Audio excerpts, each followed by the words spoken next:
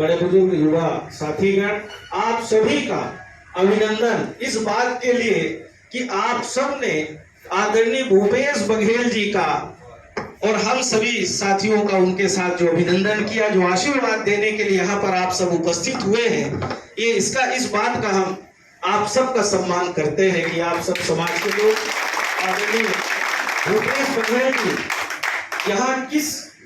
उद्देश्य के लिए आए हैं और क्या जिम्मेदारी लेकर आए हैं। अभी सबने बात की कि बड़ी गौरव की बात है, आगे बहुत कुछ आपने देखते हैं, पर जो आगे आप लोग बहुत कुछ देखते हैं उसके लिए आप सबको आशीर्वाद देना पड़ेगा, उसके लिए आप सबको आपको मजबूत करना पड़ेगा। बाकी आप सब समझदार हैं, आज देश में क्या चल रहा है किसी से छुपा नहीं, ना हमारी संवैधानिक संस्थाएं सुरक्षित है, ना हमारा लोकतंत्र सुरक्षित है, और जो भी हमें मिला हुआ था संविधान के माध्यम से एक एक करके हमारा छीनता जा रहा है। भाई आपके प्रदेश में क्या है हम नहीं जानते, पर हमारे मध्य प्रदेश में 27% पिछड़ा वर्ग का आरक्षण हमारी सरकार ने, हम भी उसमें मंत्री थे, 14% भी कांग्रेस ने लागू किया था,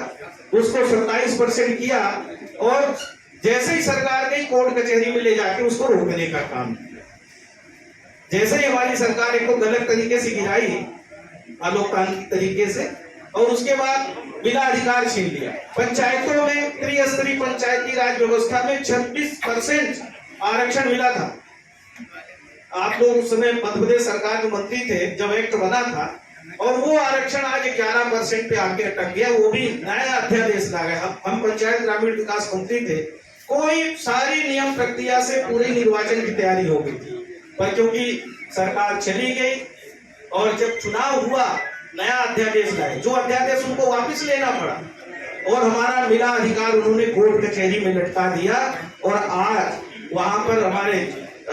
जो आरक्षण की सीमा थी वो 50% से भी कम हो गई। हमारे जनप्रतिनिधि निकाय चुनावों में संख्या हमारी कम हो गई। कि हमें पहचानने की जरूरत है ये कौन लोग हैं,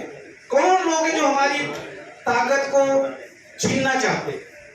वो कौन लोग हैं, ये हमें समझने की आवश्यकता है, और यही समय है जवाब देने का। बस इतना ही कहते, यही समय है।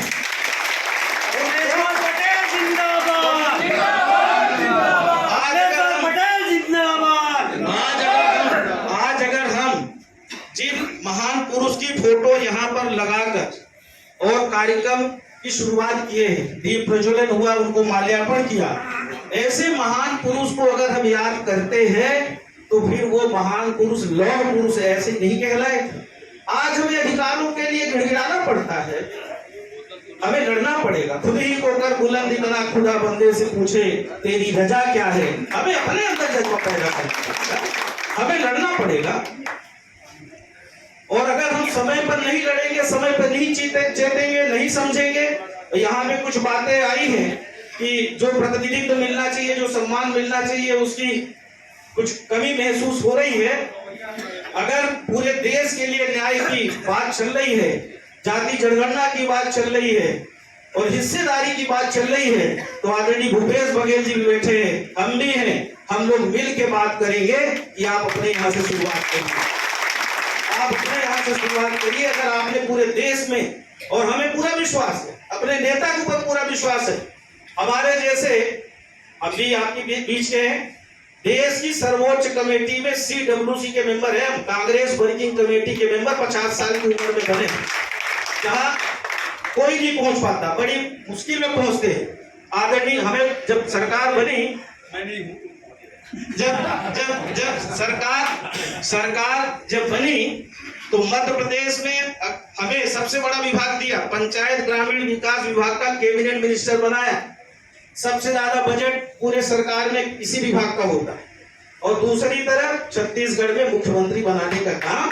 हमारे इन्हीं नेता ने किया, जिनके लिए आज इतना विश्वास है। इसीलिए तो देश में ऐसा नहीं कोई और नेता नहीं है, आपको ही क्यों जिम्मेदारी दी, ये हमें और आपको समझने की आवश्यकता है। यही आप सबसे निवेदन करने के लिए, आप सब, हम क्या लोग निवेदन, आप लोगों ने खुद बुला के सम्मान किया है, हम लोग तो सोच भी नहीं सकते थे, पर आप सबका, हमने बहुत सारे लोगों का नाम नहीं लिया, हम कई वर्षों से हम भी यहाँ आ रहे हैं,